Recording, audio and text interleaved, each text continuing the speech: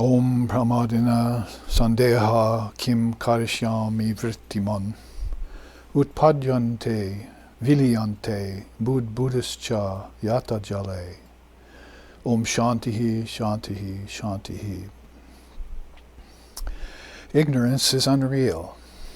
And therefore, how could it ever cause you any real doubt? Therefore, what does the yogi do with his mind and its thoughts and projections? He allows them to rise spontaneously, then dissolves them back at the end of the day, like bubbles into water. Om peace, peace, peace.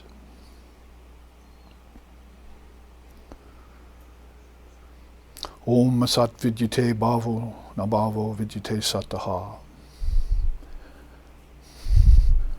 Upyor api drishantos tu anayos tattvadarshibhihi. Om shantihi shantihi shantihi.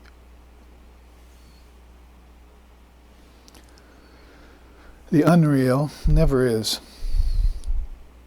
The real never ceases to be. The truth about both of these has been understood by the illumined seers. Om peace, peace, peace.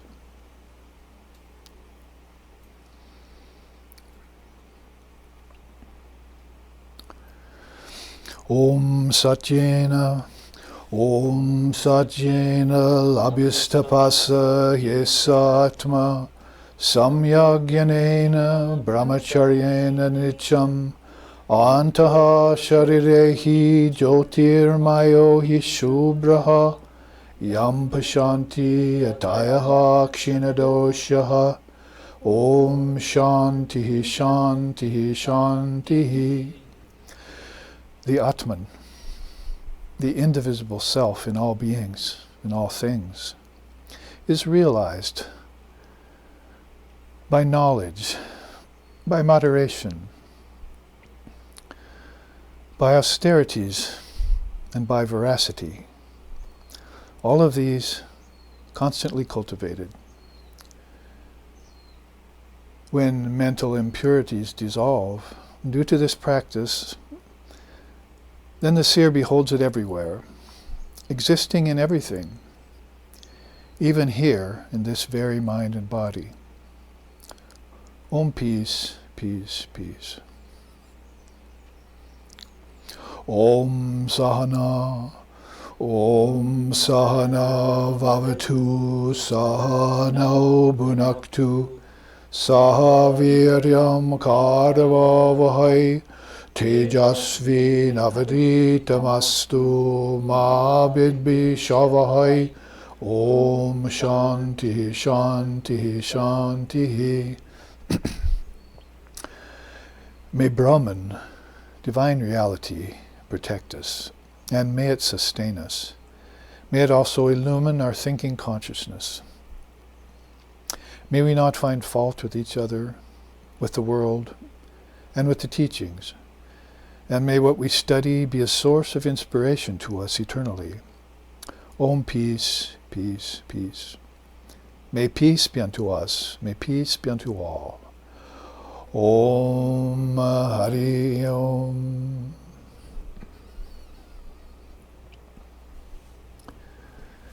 The day is Sunday. The time is the middle, or approaching the Ides of August. Be aware of the Ides of August, instead of just beware of the Ides of March.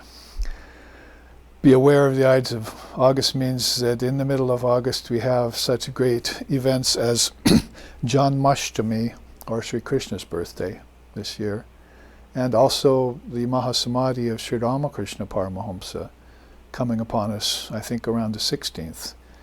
So SRV is plunged, as usual, into its deep, intense study and scrutiny of the Dharma.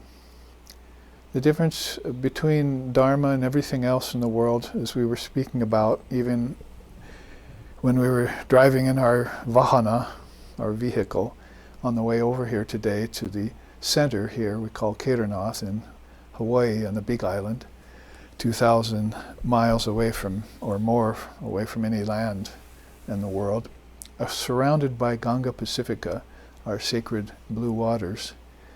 The difference between Dharma we were discussing and everything else is how one practices it. So we know in the Western education, you go and you hear a teacher from grade school on up to high school, and then finally college, you hear professors speaking, and you go away and maybe you study some and think back on your classes, what you learned. And in India, you have a lot of beings who are much more interested in and availed of the ability to speak in scriptural terms. That is, many of the schools there are religiously oriented, and studying the sampradayas of India, the different traditions, lineages, darshanas, and some of them are taking them up through specific cults, like Tantricism and Shaivism and Vaishnavism and so forth. And this is going on all the time in India, so that's different than here. We don't have many of those, if any. You might say universities or colleges or higher institutions of learning that are specifically studying scripture alone. You might go to some divinity school, be able to take in one religion on that level. But in so many aspects in India of what religion is, they're studying those all the time and have been for centuries and millennia, and come up with some very fine conclusions. Now that's a second sort of type of learning, as we're saying here. But a third type of learning that I've been thinking about, because even in India today, there's a lot of listening to pundits and scholars, priests, the clergy of Indian temples and so forth, and then going away and just sort of hearing it on an intellectual level. So I got to thinking, because I've seen many of the recent YouTube classes on different teachers and what they're teaching and the style they're teaching, and looked at SRV and so what's different with what SRV is teaching. As one student called it recently, SRV is a lighthouse that's shining light on Dharma and everything that has to be taught, and guidance, and also making you aware of the dangers of navigation through the waters of this world, waters of Maya, which is our subject today. So what's different when you sit in a SRV class and get teachings of the Dharma is, and it must be admitted, nobody can do the practice for you, and you can't gain experience by sitting in a class. So with those bitter pills swallowed, what you're getting in an SRV class in terms of Dharma is instructions of how to do a practice. And I think that's missing. You hear a lot of pontificating, you hear a lot of fine lecturing, and talking about the scriptures and what they say, but you don't really, or you rarely ever get, even in India, instructions how to sit down and do the Dharma, how to practice it, how to put it into your life, which was all the point of Swami Vivekananda's letters and the things that he spoke about in his lectures, hundreds of them that he gave when he came west, 1893, here to America, and again in the early 1900s. So what he was ruing or regretting a lot in both countries, but especially in England and America, was this, for an ounce of practice, to quote him. There are temples and books by the hundreds and thousands, but for an ounce of practice. He just really would like to see that happening, because he knew with his brother monks that they had direct instructions from Sri Ramakrishna Paramahamsa, these 16 direct disciples, and when they got them, he encouraged them to put it into practice in their lives. And of course, monks should do that if they're true sannyasins or true monks. Amongst the dharmic householders, which would be the next echelon of aware souls in the world, practitioners, sincere practitioners, sadhakas, that are serious about the subject and who want to make progress in their lives via it, then dharmic householders would be it. And they should be teaching their children that, because we find in America today a lot of people coming to Vedanta, some of them can jump to a very high intellectual understanding of it very quick, but then they've got this emotional problems that go with them from their upbringing. So you're taking it side by side. A high intellectual acumen that understands what the Dharma is saying, and then as soon as you leave class or get out of the periphery of Sangha and Guru, you fall back into this emotional trap again. And you think the world is real and all the problems out there are real. And you never found out and really decided that Brahman is the only reality and that Maya doesn't really exist. It goes away, Sri Ramakrishna said, once you recognize it. It's a direct quote from him. Maya disappears when you recognize it. So what's all this going on and on about Maya and its evolutes then that we're doing here in the last week on Sunday and today also, and next week we'll be talking about it. Because we're talking about an ailment that's already kicked in and is already many generations old, lifetimes old, centuries old, if you bring Europe into the fold, a kind of wrong perspective of studying and not understanding, a habit of nursing on the teat of the world, if you want to say that, and never weaning yourself off of it and becoming mature and standing on your own feet and being a lamp unto yourself and becoming an illumined soul. Becoming an illumined soul, which you always have been, always will be, and always were, if you want to bring the precious non-duality into the quotient, Advaita. So, giving instructions on the Dharma is what we're doing. We're not just saying, here's the Dharma, there's the Dharma, isn't this fine? Don't you really like hearing about it? We're saying, now will you get down and practice it? We're giving instructions on how to do away with what is unreal. Isn't that funny? Unreal all of a sudden became real in the minds of collective humanity, and the whole world is now based upon accepting the unreal to be the real. First Mike Evolute. So, and the first thing Vedanta attacks when it wants you to be a Vedantist is to Brahman Satya, Jagad Mithya. Mithya is Maya. It means delusion. It's ignorance. It's accepting the rope to be a snake when it never was a snake. You just, in the semi-darkness, you thought it was, and you reared back in fear, and you had doubts about it, and you had to go and inspect it. Well, good, go and inspect what flummoxes you in your mind, and then see it and get rid of it by practice. So the instructions of the Dharma, I can say this because I'm talking also about Mother India in today's times, where people are hearing a lot of very fine philosophy that's been matured over centuries, and far more matured than many of the other religions in the world, specifically around Dharma. But I also have the experience of having a few of those Indian souls, as it were, those dharmic householders in India, in Delhi and in Chennai and Calcutta, writing to me every week and asking me what they can do to increase the intensity of their sadhana. What's my next move, you see? So that's very important, so I can tell them, in the case of one person, well, I'm doing a little asana, I'm reading out of the Gita a few slokas every morning before I go to work.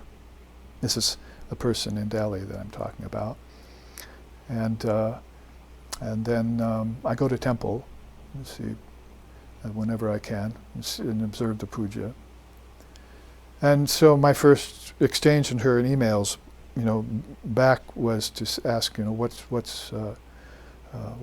else are you doing? And so she lets me know that. So my next email is, well, here I want you to do this breathing exercise. Less time for asana.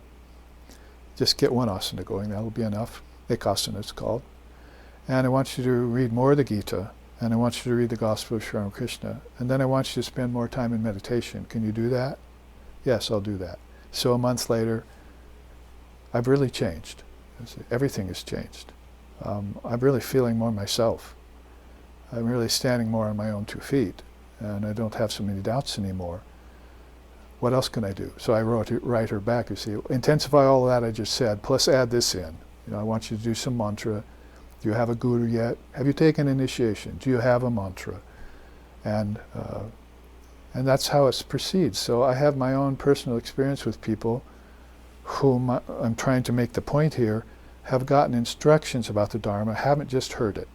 So you have Shravana, to hear, and then you have Manana, to roll it around in your mind, and then you have Nididhyasana, realize it.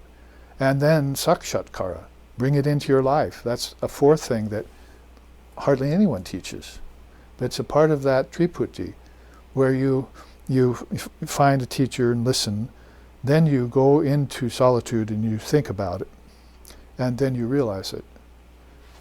Did they ever tell you to stop 1/3 of the way, or 2/3 of the way, without that realization? Isn't that the whole point of it? Or you could call it Shruti, to hear. You see, Shruti also means those scriptures that you must not go a lifetime without.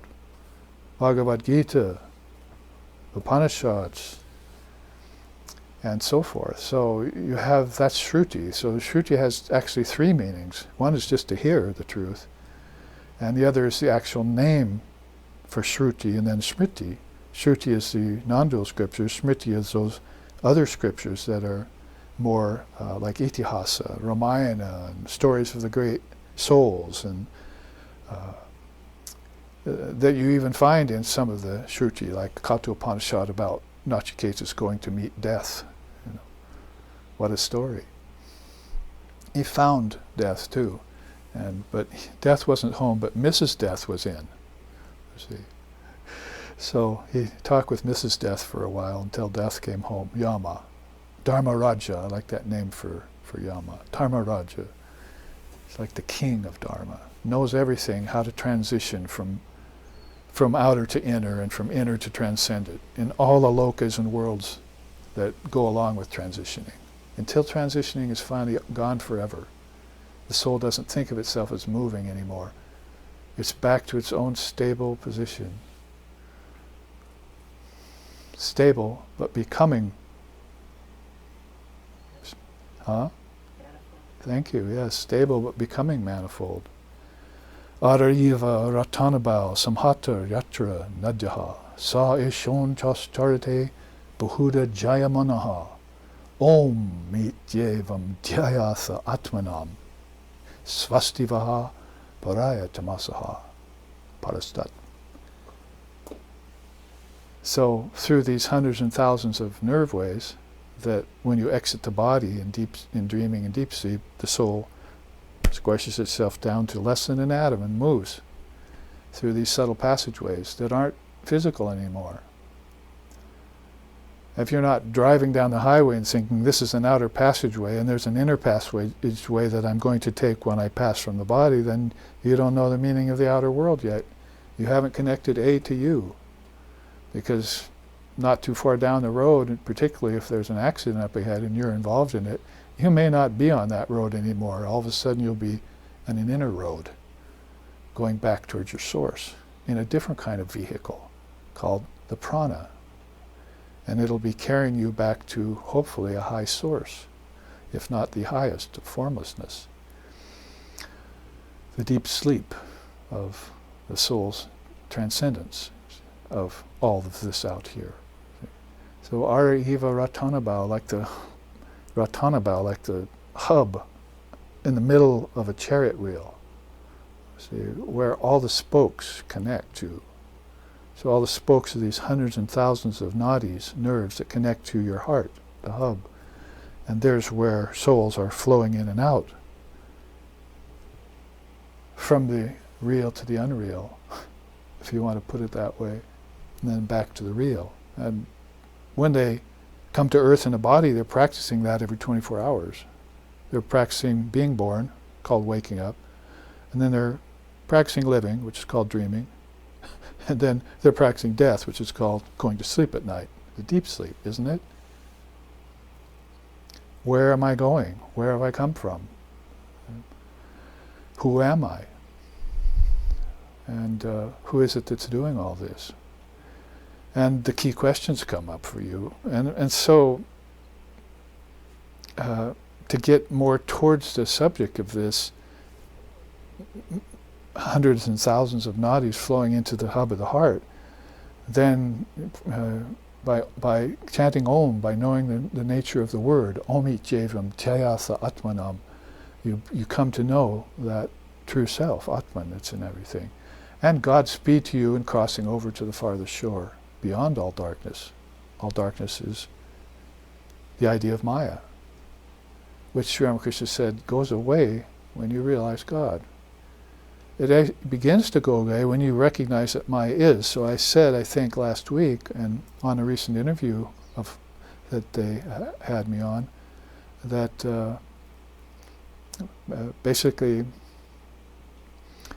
if you recognize it, then it recedes. So Sri Ramakrishna said, make sure you don't study it up close. See, study it from a distance, because it's just kind of a concept, and it might even be an outright illusion.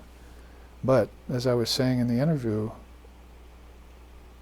95% of the world doesn't have a word for Maya. And India has two, Maya and Samsara. And so they've at least specified that thing which is so intoxicating, so intimidating, so flummoxing, so inscrutable. My favorite word for Maya, which Holy Mother Shisharda Devi, peace and bliss be upon her, always has told us, it's inscrutable. It can't be, it's neither real nor unreal, or maybe it's a combination of both or not. It can't be fathomed. But it needs to be recognized. So that's where we have teachings like the Maya's 10 characteristics, which we looked at last week. And then we have also teachings of Maya's 7 malas, or imperfections. And then finally the 16 evolutes. So if I can refer you then back to this chart, which is our main chart for this 3-class series, and Godspeed to us in trying to get everything done in 3 classes, which is probably impossible, because Maya is a mouthful, even though it's not necessarily real. It has a lot to say to us. So by way of quick review, the supreme reality is, consciousness is, Chaitanya, Sarvoshmi, everything is. There's nothing that's not. So if you're still in the phase of no, no, no, it's not, it's not, it's not, Vivekananda calls that what's driving the whole world crazy, is this not, not, not.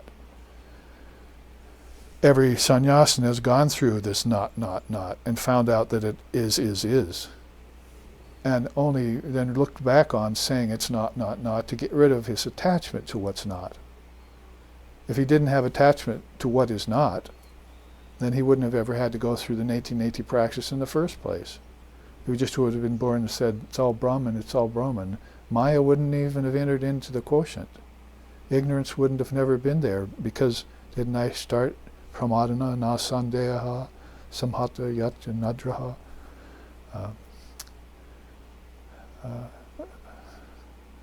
pramadana sandeha kim karshani vrittiman.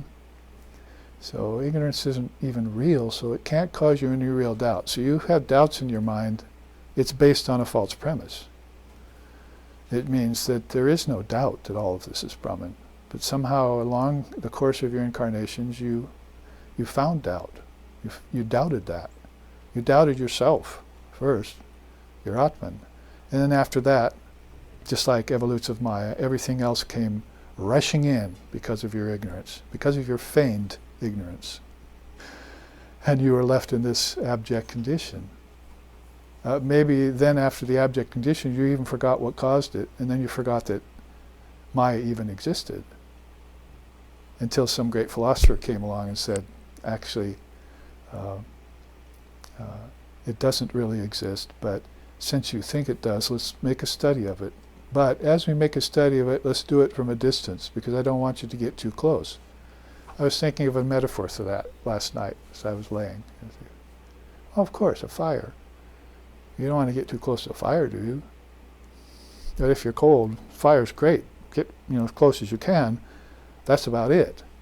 So you keep your distance from a fire, whether you're cooking or warming yourself from the cold, but you don't get in it. What to speak of getting close to it? So Maya is like a great fire that's raging, and who uses that analogy? Sankara, a raging forest fire, he calls Maya in the Viveka Chudamani, or maybe in the Drigdrishya Viveka, a raging forest fire that's burning. So you keep your distance from it. And as you keep your distance from it and study it, things that you thought were real, you realize they're not. And they fall away. They get burnt in the fire of yoga that you're actually in. You can get in that fire. Please do. See, take my wife for instance. Please, So like a Vedantic joke was, take this fire of yoga and get in it. Please, do that. But don't get in the fire of Maya. So you have this this ability then to watch your ignorance disappear. Your ignorance that never existed in the first place. So it's like burning a mirage or something. How to explain it? And then you feel so much better. And that's why you feel better after hearing a class by someone who knows what they're talking about. But that doesn't last long. Lower knowledge only lasts for a little while. Higher knowledge, that'll satisfy for all time, Swami Vivekananda said, to paraphrase him. So then you have to be at this all the time, and you have to be scrutinizing it, but you have to make sure that certain rules of the field are observed. Be very careful how you step and where you go in the mind field, because it can also be a mine field, as I used to say. So Maya, or the mind in Maya, is that minefield, and those mines are buried, like your past karmas and your samskaras and all the acts that you did in previous lifetimes, unbeknownst to most all the souls living in the body in this world today. You can blithely talk about karma. You may hear about the teaching of samskaras, and you may entertain a little bit the idea that maybe rebirths happen, but to study them with a master and to observe them yourself and then to get free of them, that's coming full circle. And it's rare. So my first part of this talk, as we introduce ourselves to this chart again, is to hear the instructions. See, to give the instructions maybe first to people so they have something to follow. Don't just talk about and talk and talk and talk about all the beauties and grandeur of God. See? You have to actually show them how to get to God. What a novel idea. See? And if you have somebody that will follow to a location that you found, and you can, on good merit, say, I've found it. Here, I'll show you how to get to it, and here's what to do. It's like Sri Ramakrishna's story of, I want to go to Tibet, and I'm in India. Your friend says, I can show you that. And he runs and gets a map. So you go this way and through here, you see, and there's Tibet. But he's never been there himself. So you want the person to guide you who's actually gone to Tibet, know it exists, and know the roadways and pathways to it, and can tell you how to do it. So then you have to have faith and trust that what he says is right, and if you do this certain amount of travel, that you'll arrive at your destination. And so you got lost a long time ago back there in doubt about your guide. Doubt about the path. Doubt about that there even is such a God called Tibet. So follow through, perseverance and follow through is so important. It's one of Holy Mother's most important of teachings. She liked the P words in English: purity, perseverance, practice.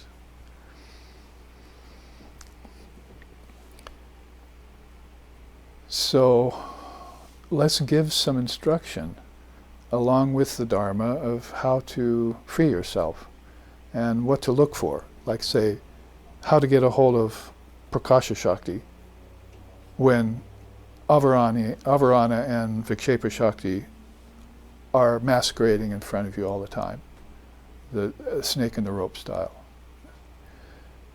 Trying to, as it were, although it's insentient and it's not actually trying to get your goat, but it does eventually because of your own inability to see it or recognize it, then you're seeing things in a distorted way. That's you doing that. Because Maya is just presenting things on the outside, and you don't know the inner origins to what's outside yet. So you can't blame Maya for showing off what's inside of it. It's just nature growing. Like in my garden right now. Ivies and weeds coming from who knows where. And you're trying to keep them away from the crops. So you have to be out there doing all the time. Weeding your garden in this world. The garden is your mind in this case, and the tools that you're given are those beautiful yogas, the four great yogas. How to love God, how to know God, how to meditate on God, and how to act in the world and offer everything to God. Bhakti, Jnanam, Dhyanam, or Raja, eight-limbed, and Karma Yoga. The new religion of this age, Vivekananda called it, the four yogas. Yet Krishna mentions it in the Gita, thousands of years before Vivekananda came here. I was just thinking just the other day, 30 years before I was born, the Divine Mother of the Universe was still here on the planet. A mere 30 years, see, in the form of Sri Sharda Devi. So that's how close you are to these perfect beings who take on the imperfections in order to come and tell you about your true nature. Those are called malas, and we should look at them. So there is a great divine reality. Beings embody themselves forth first through the Word and what it holds as supreme knowledge. Liken it to your deep sleep state, or the deep sleep state of the Trinity if you want, because we haven't sang that for a long time. So we should probably offer it real quick just to propitiate them. Gurur Brahma, Gurur Vishnu, Gurur Deva Maheshwara, Gurur Eva Param Brahma, Tasmai Shri Gurave Namaha, Tasmai Shri Gurave Namaha, Tasmai Shri Gurave Namaha. So that Lord Brahma, that Trinity, Brahma, Vishnu, and Shiva, contained in great principles, great tattvas like Om and Ishvara and avatars coming out, you see, of that great principle. So there's this great word that's constantly emanating from inside out, all of the seven lokas, or all of the different worlds, and keeping them constant, and then turning them off and keeping them constant, all in one eternal moment. That is, all manifestation that seems to be happening is based on one eternal moment. And there are 6 gateways, the yogis say, in which you can realize that. If you want instruction on that, look back. We've given classes on that, 6 gateways. And there's your instruction. You see, oh, he wants me to do this, and then that, this, that. Here, I'll write questions. Well, how do I do that? And then you'll get an answer. Here's how you do it. And then when you do it, make sure to say, I accomplished it. Don't say, I did it, but I still doubt it. You see, and you're really against your own best good and the good of all of those around you. Give yourself credit, man. Acknowledge it for yourself. Take it as your own. Own it, as they say nowadays. So these are a quick review, as I'm saying, isn't turning out to be so quick, is it? But out of the divine reality, which is nameless, formless, timeless, spaceless, and causeless, those 5 are Maya, actually. So what's beyond Maya in the soul comes into this Mahamaya. Mahamaya is made up of the word. It's Shakti itself in those 4 forms. We looked at that last week, so look back on last week's class to find out what Icha, Jnana, Kriya, and Dravya in the hands of the mother is like.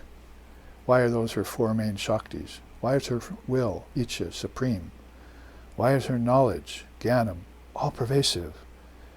Makes up things, you see. That is, things consist of wisdom. Everything consists of wisdom. And how does she act so spontaneously without anyone even knowing her? Moving amongst everything. Kriya. And how does she produce substances? Shall I go to college and learn from a biologist or a chemist or a scientist about how substances are made over billions of years? Or should I go to my guru and find out that she produces them in an eternal moment? And also dissolves them in that eternal moment. And that nothing happens in the production or the dissolution. The soul just watches this. You might make like an experiment in a chemistry class. Turn on the Bunsen burner, boil something, get some sort of derivative out of it. See, it's just this inner biology lab that you're conducting to prove to yourself, see, that all of this is just working with tattvas and that you're the sentient self. How did you ever mix those up or put one in place of the other? Make Maya real and Brahman not? And what caused you to think that way? And what caused you not to rethink it when you suffered from it?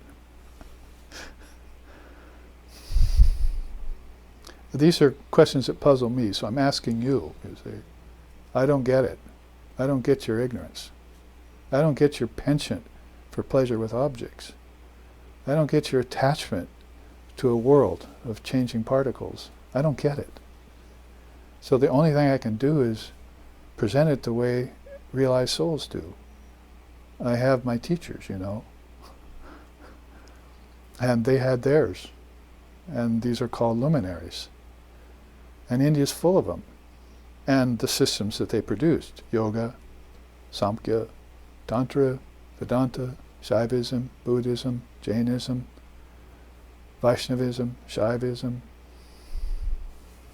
Sikhism. Seek and you shall find. So find out about her, you see. Bring her out of hiding.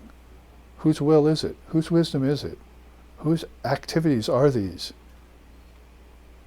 And how does she produce this all? See? With a sleight of hand. Because she's sentient, her productions are not. You see, it's the same as you, isn't it? You're sentient, but your sankalpas, your fabrications, are not. They're here and gone. As we say here in Hawaii, here today, gone to Maui. You see, you probably just take everything, Vivekananda said, that's doubting, bothering you, put it all on a cloth, wrap it up, and throw it in the ocean. That's how he said to make progress. Why are you holding on to these things that are not good for you and do not bring you, what to speak of even happiness, do not bring you peace or enlightenment, and never will? And what's causing you to doubt that? What's in your way? You might look and say, oh, I see, I'm in my own way. It's just me and no one else. Now, speaking of Sufism and so forth, one day I reached out to pick the fruits of spiritual practice off the branch of religion and found out that the whole tree was in myself. I like that, you see. As if, you know, you're going for spiritual practice, it's just a fruit and you get it and that's it. No, you got it off the branch of true religion. Not irreligion, of course, true religion. And then that religion was connected to the mother. She was the whole tree and she's inside of you. Talk about cut to the chase. Who wouldn't want to take that pathway if they knew about it? Even check it out. But as they do, they're going to have to move through the world bewitching Maya. And as they do, then Prakriti makes its manifested appearance. Air, earth, fire, water, ether, and tasting, touching, hearing, seeing, and smelling. And all of those in a dream. And all the seeds to those in deep sleep. If you want to make it more personal, that makes its appearance to you. And so you're going to have to, from a distance, look at this and say, is that me? Hello, are you there? Is there a doorbell somewhere? Or, like in a ring? To open that door? Or knock and it shall open? It'll be opened unto thee. Little clues, cryptic clues you heard from great beings who have done it in the past to try and get you to do it. And then, of course, after Maya and Prakriti make their appearance, then you say, I think I'll be born there. Bad idea, as they say. You see, I think I'll be born there. That's the birth of the jivas. And they're born there without knowing that they put it there. You see. From another bardo before you get born, and after leaving the bardo of life in your previous lifetime, you look and you see it. There it is, like a specter, still vibrating in front of me, like a banyan tree blowing in the wind. I'm strangely attracted to it. Who are those people under it? Hey, they could be my parents. In avarice relations underneath the tree. I think I'll go there. And the birth of the jivas happens. And then the aparavidya is the next thing to make its, and we did this last week with charts. Every one of these things had a chart almost. And from there we said when you get to relative knowledge, aparavidya, then you have two recourses. Basically to fall your way back via Vidya Shakti, and we read about her, and or to fall lower into this, which we ended up with at the last class.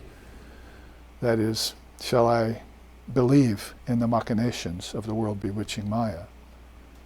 And when the truth gets distorted, vikshepa, which is also close to the word that Patanjali uses in his Yoga Sutras, vikshipta, it's an obstacle. So, shall I fall victim to believing in what I see, hear, touch, taste, and smell as being real?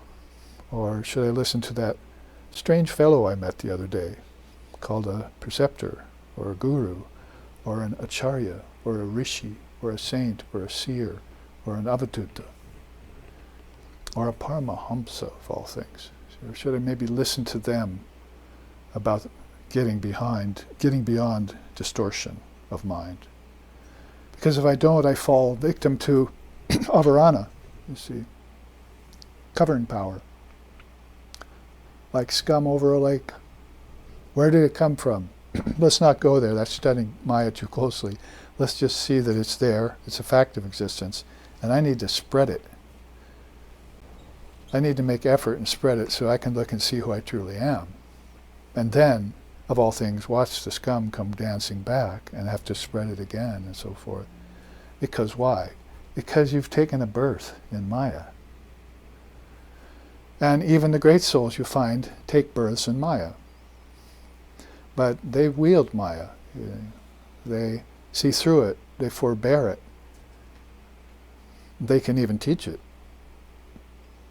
Because at one time, in a certain lifetime, maybe they got too close to the fire. And they remember the suffering that came from that act. So there the soul has a choice. People ask this question probably without ever expecting or finding the answer. Why are we here and why do we suffer? There it is. You had a choice to not suffer or to suffer. So what was wrong with you that you chose the latter of those two pathways and decided to suffer? Because suffering means also pleasure, enjoyment. So when I saw that, I said, okay, I'll forbear the suffering to get the pleasure. And so I'll go for it. And some souls can actually do that and carry it off. They might dip in a few lifetimes to that and say, well, actually this is getting a little hairy now. I think I'll pull myself back out. Find a guru, listen to his instructions, practice the instructions, and get myself free. As Vivekananda said he wanted for all of us. I want every soul to be free as the air they breathe, he said. And so Avarana and Vikshepa are distorting and veiling powers. When we looked at those, I think enough that we don't need to revisit them right now. We didn't read all of the quotes there. We read one of them, but we did come upon the fact that to get rid of Avarana and Vikshepa Shakti, that there's a revelatory power in everything. You might say the scientists found that out when they first looked into the particles of an object. They were knocking on the door of Prakasha Shakti, but only at the physical level. If you're practicing the 4 yogas, you're knocking at the door of Prakasha Shakti when you worship, when you meditate, when you study, and when you act for the good of other beings. See? Be careful, because acting for the good of other beings might be acts of good stupefaction. So since of the 4 yogas, most people are following karma yoga only, and then they fall into the idea that I can do good to society through violence, through destruction, through knowledge of powers that maybe I shouldn't be using until my ego can worship, can study and know the truth, and can meditate. Maybe even get omniscient and look ahead to what this power could do if it were released. So, if you don't have the 4 yogas with you when you make this journey, then you're much more apt to fall into the hands of Avidya Shakti and suffer Avarana and Vikshepa. Is there anything unclear about this? I'm using English terms with the Sanskrit to show you how the soul gets itself embroiled and suffers. There's nothing unclear about this. It's just, the only unclarity is if people will accept it in this day and age. Oh, where is that? From India. Oh, I don't know. I'm an American or I'm a European. I don't think I'll believe them because it's not my culture, my race. Well, okay, let's look at your culture and your race. What it's doing, how it's acting. What kind of power is it using for itself and against other countries? What's the result of this? And has it, in the 200 to 2,000 years that it's been in existence, produced any realized souls yet? Or do you feel free after many lifetimes? Or are you still struggling with Maya, still attached to objects, still having foggy dreams and false hopes, still causing suffering to others even when you don't want to, acts of good stupefaction? Let's look at your culture and race for a while. Then maybe you want to go back and take a look at Mother India, who's the mother of all religions, and the grandfather of all philosophies too. And look at this thing they call non-duality. There's another thing you probably don't want to get too close to, like Maya, until you understand it better.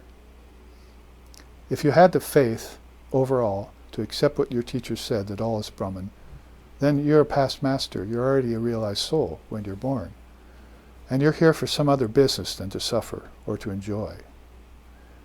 Holy Mother said that. He says, oh, the children of Sri Ramakrishna, we haven't come here to have fun. They know how important it is to have gotten a human body, she said.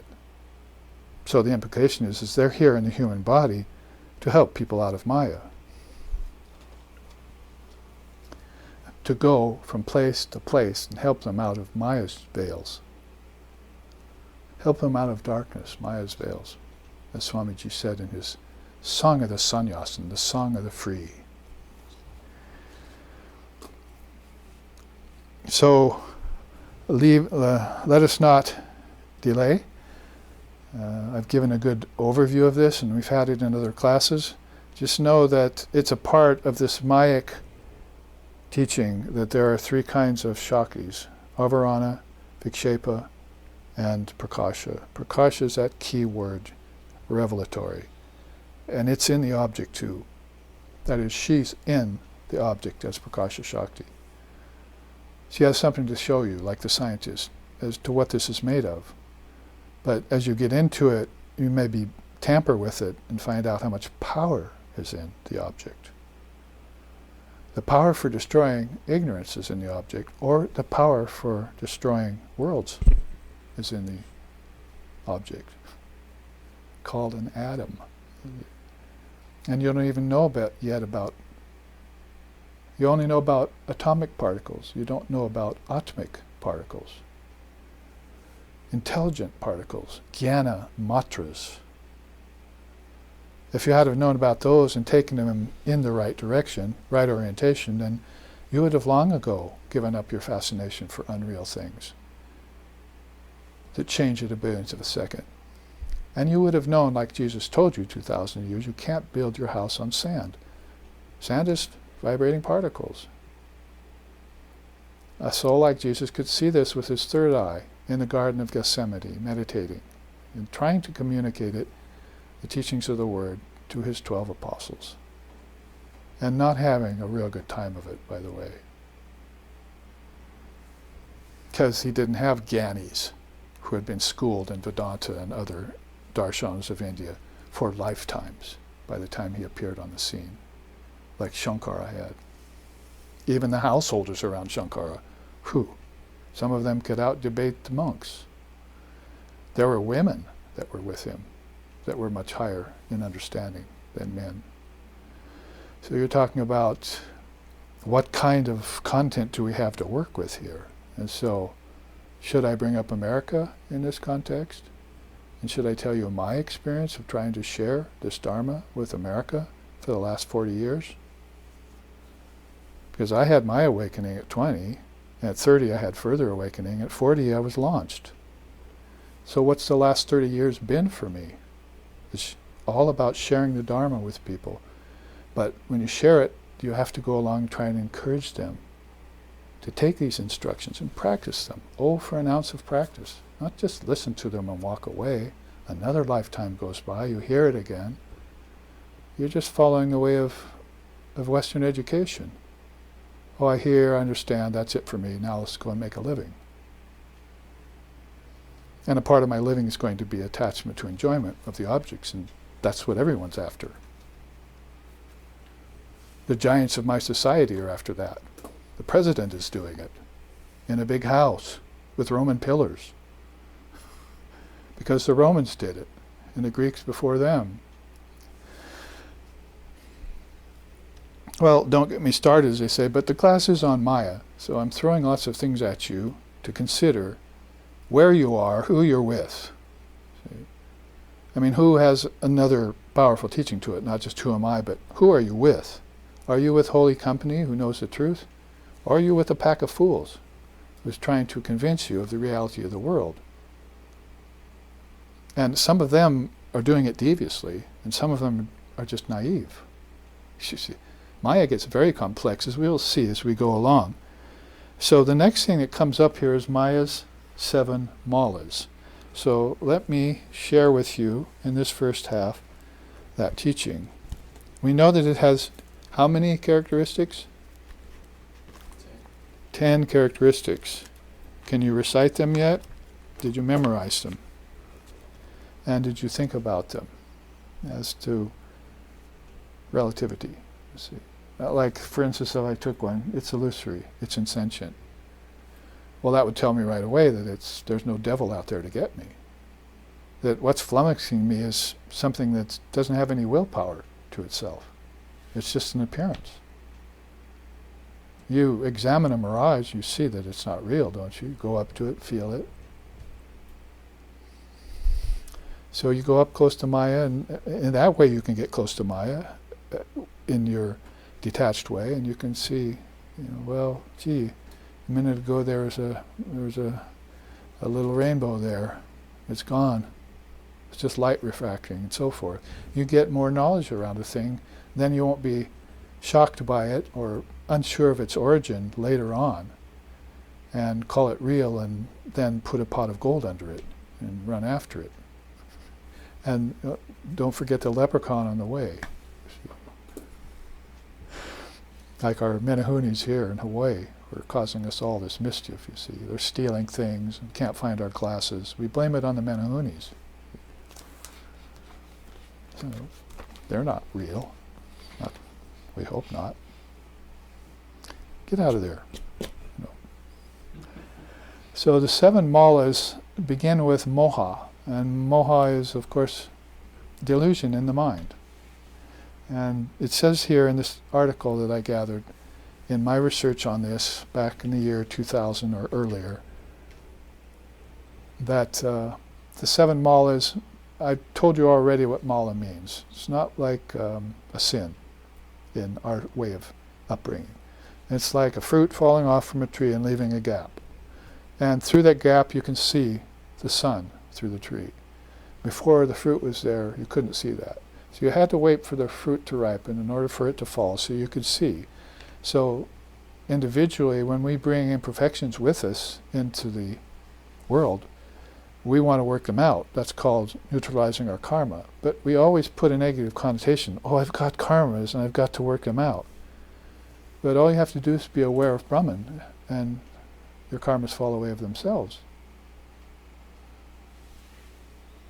This is the difference between goal-oriented practice and just spontaneous knowing. You know everything already. You doubted that somewhere. You feigned ignorance, and you fell into Maya's powers. But you entered into the whole picture, bringing these malas with you yourself. Why? So that you could ripen them, and in life, see God appear. See. If you were born seeing God here, then why were you even born? Would be the question. See, why did you even come here? You must have something else in mind, like an avatar. But if you didn't bring some imperfections here and then watch them fade away, to realize in this lifetime that the soul is perfect, that you can't perfect the soul by the 8-limbed yoga, and you can't perfect the soul by neutralizing the mind's waves, and you can't perfect the soul by touching the Guru's feet, because the soul was always perfect. And then what are you doing here, you see? You must have some other fish to fry, some other business to do. But most people have got these imperfections to watch them fade away and see the light come through. So you get realized in this world, in this body, in this lifetime, and you never suffer delusion again. And you can come back next time and help others out of darkness. You're so sure, you're so cocksure of yourself. Well, here's where cocksure is a good thing. See? It's a good thing when it has a realized soul who has gotten rid of all doubt. In other words, the ego has been ripened and given to the Lord and Mother of the universe. Then they just become a vehicle, like Sri Ramakrishna. Mother sits in my throat. I don't know anything. I don't do anything. She just shoves forth wisdom when I open my mouth. Well, you have a body, Master. Oh, this is just a pillowcase. See? So he had a pat answer for everything they shot at him from Maya, from their ignorance. And he really meant these things. It wasn't just had an answer ready for them to try and convince them of something that maybe he didn't realize yet. He was fully realized, and he just answered like a child of the mother would. So the rest were under this imposition of the malas. The mala of moha is particularly insidious form of morbid fascination, which causes beings attached to evil deeds and doing them as if they were good deeds. In today's governments, judicial systems, social organizations, religious institutions, for instance, beings are perpetuating all manner of detrimental actions and calling them beneficial. It is a mass delusion on a collective level. Going to war to establish peace, judging people by a harsh and inflexible standard of law rather than by compassion, performing social service with selfish motives and hidden agendas, and upholding false dualistic doctrines in the name of religion. These are some examples of moha in the individual and collective consciousness. Educating young minds by teaching only worldly knowledge while ignoring the source of knowledge is another example. So our complaint about moha and maya, and Ram read it out to Lord Vashishta and King Dasaratha and the whole court back in the second yuga. So we know that other great beings, far greater than us and much earlier than us, studied these, scrutinized these things, and complained about them. And particularly complained about people not recognizing them. Because if you recognize Maya, it goes away. So speak it out. See, what is my government doing? What is my church doing? What am I doing? What are my ancestors doing when they don't raise me with teachings like this? And how much of covering power is being caused by that? Outright covering power that never allows you to see yourself in any series of lifetimes you may take, and embroils you deeper and deeper and deeper into the unreal Maya. See? Like sinking you deeper and deeper into quicksand every time you make a move. See? You better freeze. Gives you more time for some guru to come along and throw you a line and pull you out. Mada is next. It taints the mind with vanity, self-aggrandizement. Attracted by glory and fame, beings seek after and accept that which is base and ugly, thinking it to be desirable and beautiful. Attachment to the body, which only decays and dies. Obsession with fame, which only brings disenchantment and loss of peace of mind. Seeking after power that gradually corrupts and destroys. Collecting beautiful objects, which grow boring and imprison one's thoughts. These are some instances of Mada and its influence. So the Mada and the Moha and the Mada of Maya. So you can remember it all by the M's. Raga is next. Attachment. It is a well-known obstacle in spiritual life. It cripples the human mind by robbing it of its freedom and spontaneity. It ties the body to its energy it ties the body and its energy to the yoke of subservience and slavery.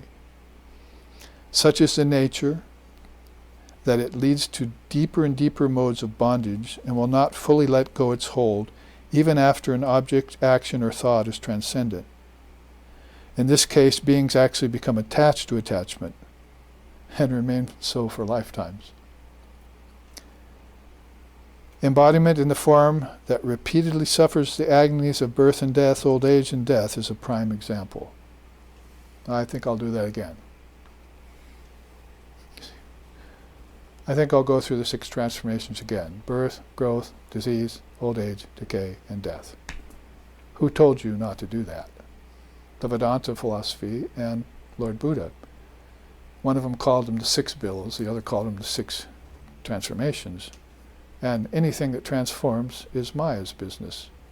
And only one thing doesn't transform, and that's you, your true nature. Atma, Brahma. That doesn't change.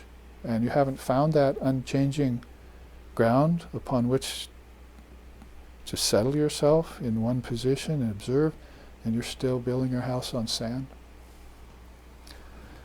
Vishada is the 4th of 7 malas. Sorrow and grief. It pervades the mind with despondency and depression, making it unable to raise itself up and accomplish even menial tasks. The guna of tamas, slothfulness and inertia, is its close partner. Its presence can last for a lifetime, as it blinds the individual with overwhelming dejection and unhappiness.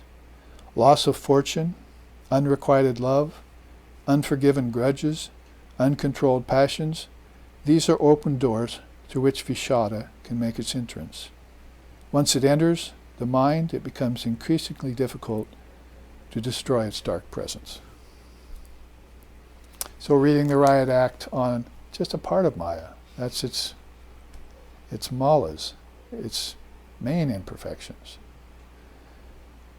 Shoka is next.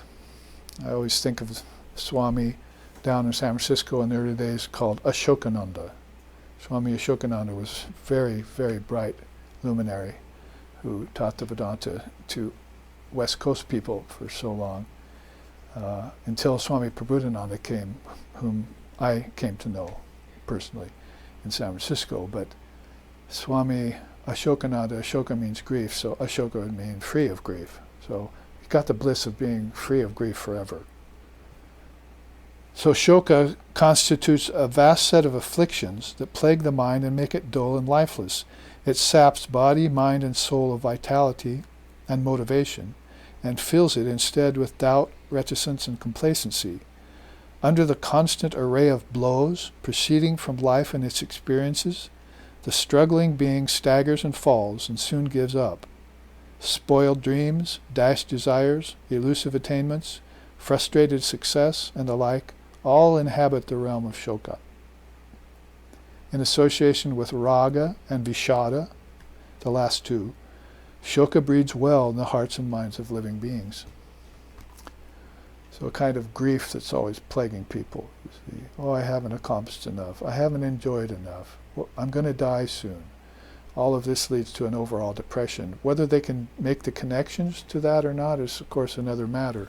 Or cover up the dead corpse with roses, Vivekananda said.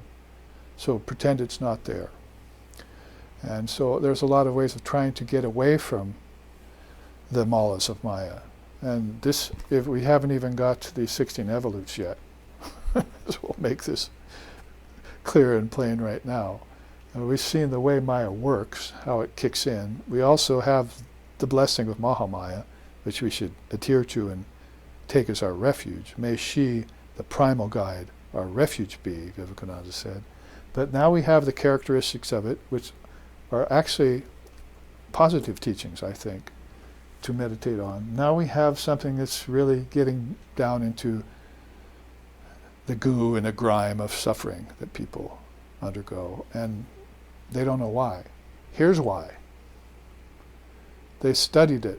They mapped it out. They selected things from their time and their culture based upon studying Maya from a distance, from an illumined perspective as witness consciousness, and they gave it to us, and here it is.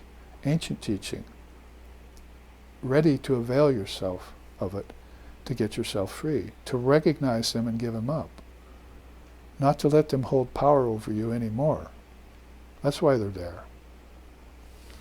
It's part of hearing the truth. I mean, if you hear it and it's gone, oh, I remember now, sorry I ever whipped myself. Sorry I ever called myself a sinner. Sorry I ever suffered because of unreal things. Then you don't have to go on to Manana Nididhyasana. In that way, hearing will be it. And that was the way it was in the old days when the Guru whispered the Mahavakya in the qualified aspirant's ear.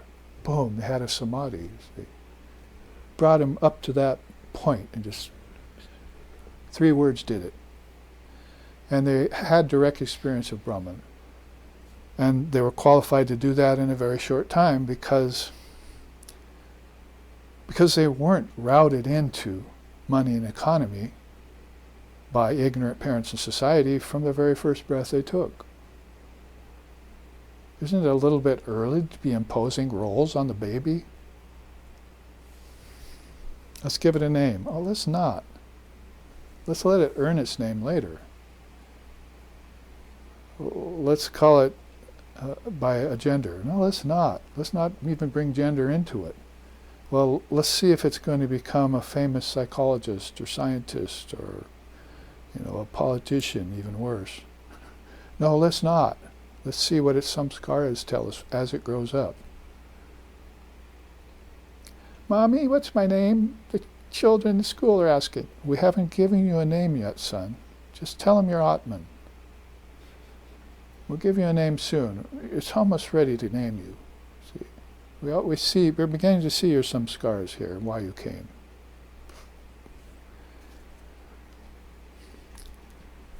Vaichitra, I mentioned that among the 7 malas more than anything because I sort of see it as the problem of the world today, that they're attached to, there's another one called, I didn't leave it out, did it? There's another one that's not listed in the 7 called Shatavadana. It means keeping your mind on 1,000 things at once. So Shatavadana and Vaichitra, varieties, to me kind of epitomizes what's wrong as far as the imperfections of Maya getting into the minds and hearts of people here on the planet today. Those two kind of epitomize it for me. You're focused on 1,000 things at once because of so many varieties. So what do you lose? Oneness. What else do you lose? The ability to concentrate on one thing at a time. And so what do you lose? The natural spontaneous occurrence of bliss that comes from concentrating on one thing only, called samadhi. So there's 3 things you lose right away. Are you willing to gamble those away just because of Shatavadana Vaichitra? So Vaichitra is a Sanskrit word for varieties, and in this connection refers to many distractions that tempt and haunt the mind, making it restless and imbalanced. Boom, right there. You see, Vikshepa Shakti, Rajas, power of distortion.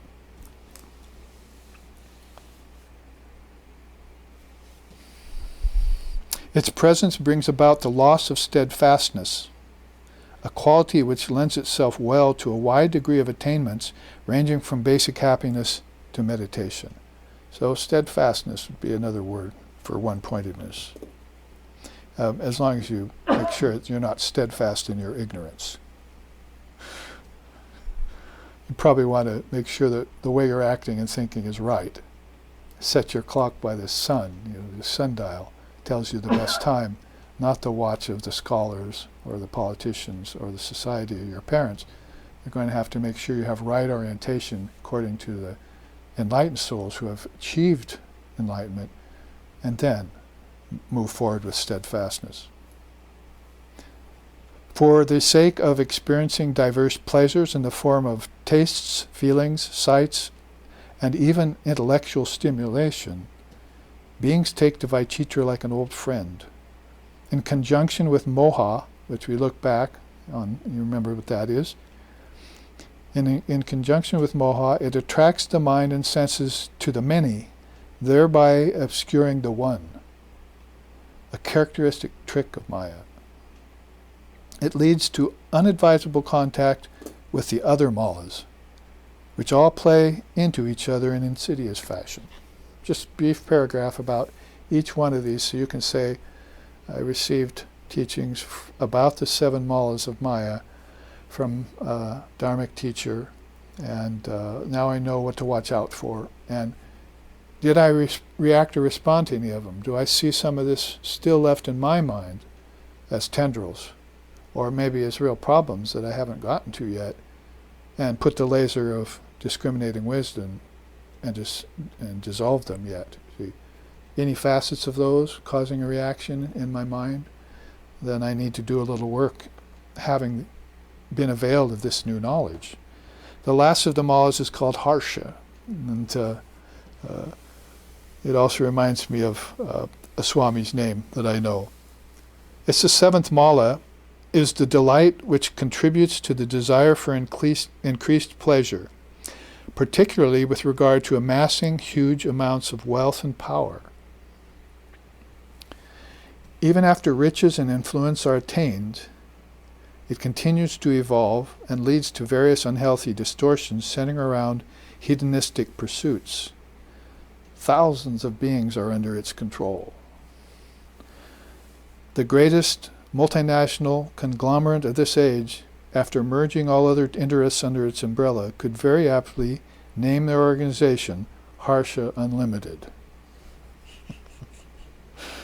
The forces of Maya move far and strong under the steam of this powerful mala, and in union with Moha, Mada, and Raga, seduce beings into the unsavory realms of Vishada, Shoka, and Vaichitra. So you can see that even short of just recognizing the 7 malas, naming them, and then somebody coming along later and giving you a paragraph on each, they've seen these in comparison with one another, how the dynamics of Maya work from a distance, by observing souls under their influence. Now, last week, the first class, I read that story to be in the very first class about Lord Brahma putting his mind-born son, Vashishta, into a curse of Maya and watching him for a little while to see how he felt. Brought him back out. How did you feel? Oh, man, I just lost myself completely. I was suffering so badly. I didn't know where I was, who I was. I had no balance. I'd lost everything. Why did you do that to me, Father? And Lord Brahma told him, because you have to go to Earth in your next lifetime, basically. And you have to know how people feel down there. They're all under, thousands of beings are under the control of these imperfections and their combinations. So if you study them, and I would say most of my students, if not all of them, I hope, and the people in this room and so forth, it's not something they really have to worry about, any of these. But it's good to know about them so you can help others out of darkness, people who suffer. Because there are people who can see a suffering being and counsel them. So make them feel better for a day or two or a month. Oh, I have a new lease on life now. Or I quit drinking, but a couple of years later I'm alcoholic again. See? So there's all these things going on, but what about a person that can know the dynamics of how a person got into that predicament and not consider the predicament to be real? You see, most healers will, oh, you have a problem. But the Shaivite adepts, the Tantric adepts and so forth, say, that's not a problem. That's Maya. It's unreal. Now, let's get over it together. See? It's all positive. Starts negative, that's your doing. Turns positive, that's their doing. You just have to have faith in Guru, Dharma, and Sangha, the triple gem. So there, this chart, we've actually reached halfway through it in 1.5 classes. And in the remaining time, which I think is, how many minutes maybe? 10 more minutes. Maybe 10 more characteristics. No. We should go on and see how Avarana and Vikshepa Shakti, these distorting and veiling powers with Maya's 7 malas, lead us towards this teaching on, you might say, more individual problems. So this, you can see these have a little bit more collective, because in Vedanta we divide things up into triputis a lot. So Vyasti, Samasti, and Vyapti, I like to call it. So Vyasti is the problem in the individual, and Samasti is the problem in the collective. It doesn't always have to be problems. It can also be the benefits of the individual, the benefits of the collective. But in this case, we're talking about things that stultify us. But there's also then the beyond the collective, the individual and the collective is the cosmic, we call it. And that's a more transcendent verity.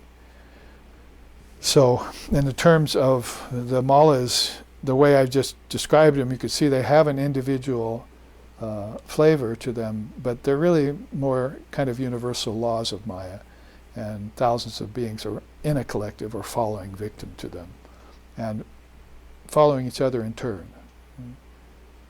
To hope for help from family, friends, and relatives provides no profound solution, the song in India says, because all are lost here in Maya.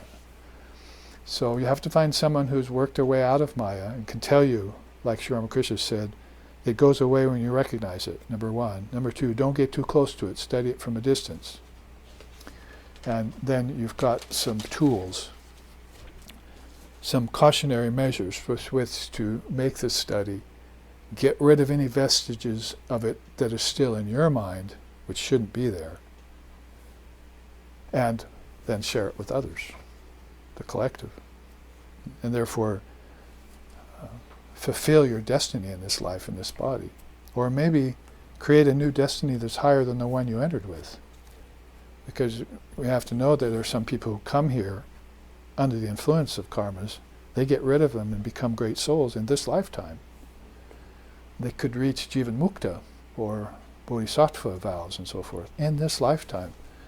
And then there are others that are burdened down, and there are others who are already past masters who are here. And they just pick up the thread of their yoga and use it to help all beings. Loka sangraha, beautiful Sanskrit word, loka sangraha. So where we want to go next, at least as an introduction, to show you more about Maya, is this chart, which we would take a few minutes of, called the Eternal Gateways. The 3 eternal gateways, I believe. And let's look at it, because we don't take it that often, and usually, so it can seem probably new to a lot of us, and maybe a few of us recognize it just by studying it once. But there you see the 3 eternal gateways, combined with what Vedanta calls the 4 veiled doorways and the 4 fundamental paths of life. And there you see a beautiful picture I took of a Ramakrishna order center above the front door in India when I was there. And Sri Ramakrishna, Holy Mother, and Swamiji, the Dharmic householders, gathered around that tree on the teaching platform, listening to the Master teach about these 3 eternal gateways with their 4 veiled doorways and 4 fundamental paths of life. Well, the 3 are very easily put and understandable: Dharma, Adharma, and Swadharma. So we've talked early on in this class about, here's the Dharma teachings, but SRV wants to give them by way of instruction that leads to practice. So you can hear about them and kind of walk away and say, I'm Dharmic.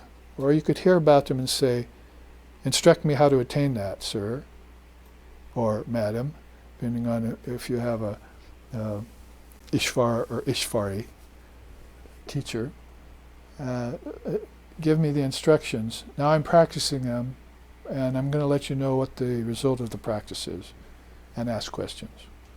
And then you're going to instruct me further, and this is the way Guru-Shishya relationship goes forth. The most honorable of all relationships in the world, they say, and the most beneficial would be Guru-Shishya. So if you have that relationship, you're very, very fortunate, and you can divinize all other relationships in your life with that. Pativrata, the husband and wife and children become different spokes of the same wheel rolling towards the goal. It's always been an ancient teaching in India, Pativrata.